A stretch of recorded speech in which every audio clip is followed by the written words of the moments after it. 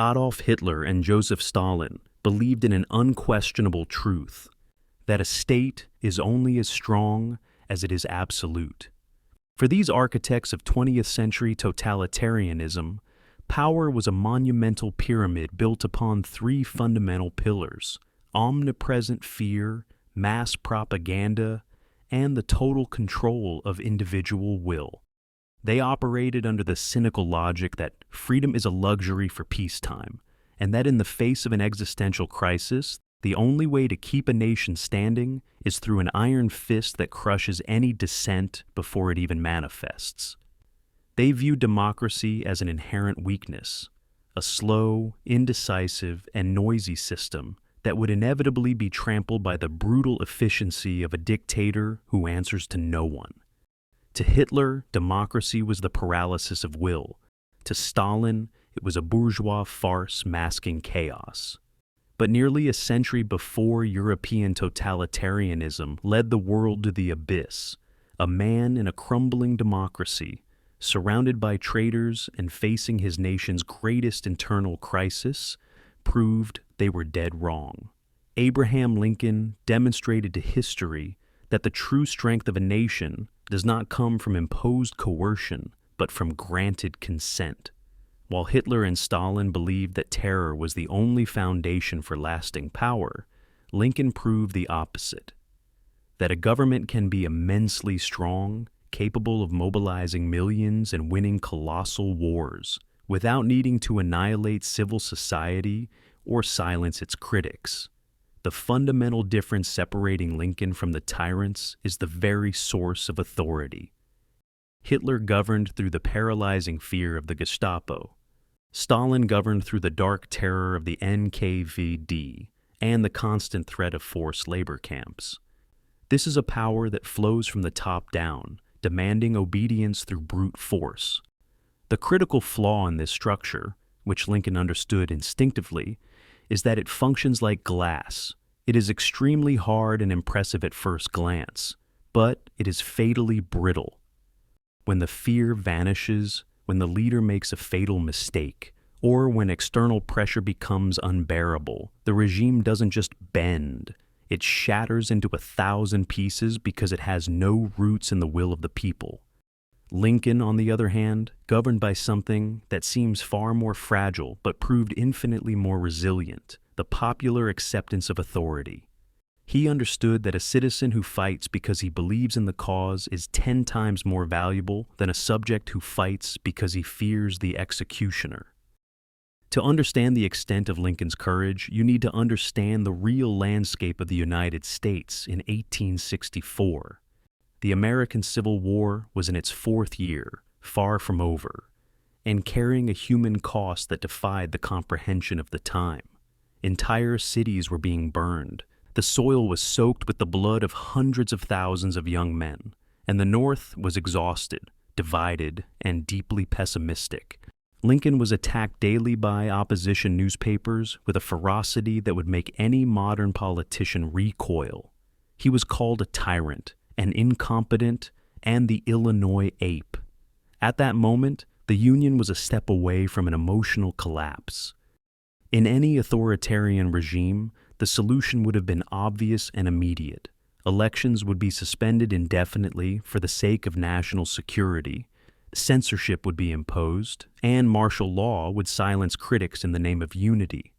Hitler and Stalin would never have accepted the risk of submitting their names to a popular vote in the middle of a war that was costing far too much. For them, the survival of the regime justified the death of liberty. Lincoln, however, accepted the risk in an almost suicidal fashion. He moved forward with the presidential election of 1864, knowing perfectly well that the chances of defeat were real, and that, if he lost, power would change hands in the middle of the greatest conflict in American history. By keeping the democratic process alive during the darkest hour, Lincoln did not weaken the war effort. He conferred upon it an unshakable moral legitimacy.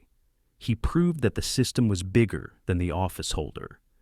When he won that election, the world received a clear message. The American people were not being forced to march. They were choosing to continue the struggle.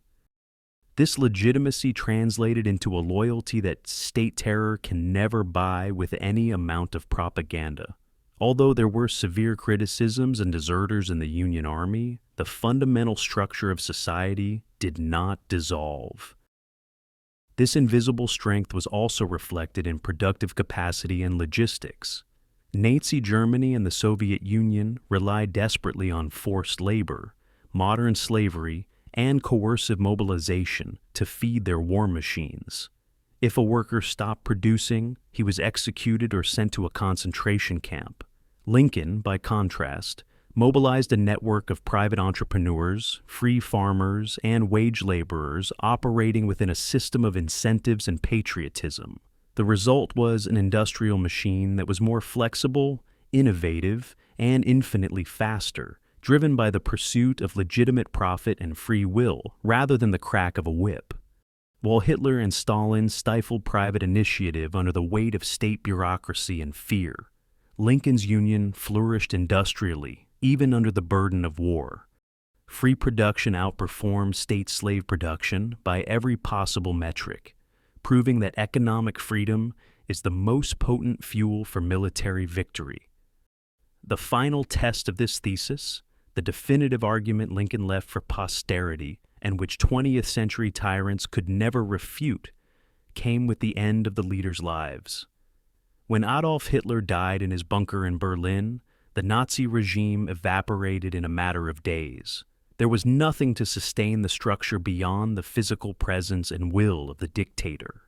When Stalin died, the Soviet Union entered an internal convulsion, a bloody succession struggle and a process of de-Stalinization that revealed the fragility of a system dependent on one man's terror to function.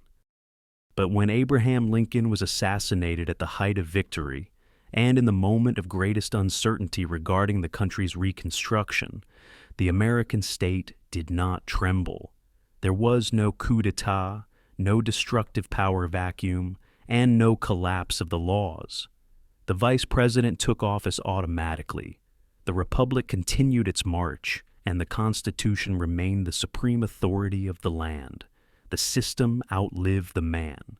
Lincoln proved to the world what the tyrants never understood, that democracy is not a fragility or a hindrance to be hidden during a crisis, but is, in fact, the secret source of energy that allows a nation to survive its worst storms.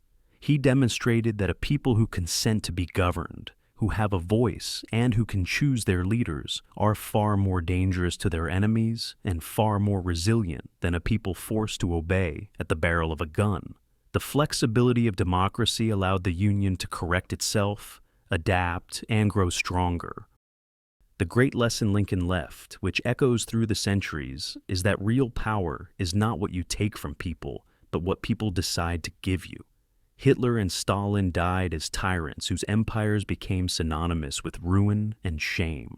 Lincoln died as the architect of a nation that, despite all its flaws, learned that strength resides in liberty, proving that democracy, far from being weak, is the toughest armor a nation can wear.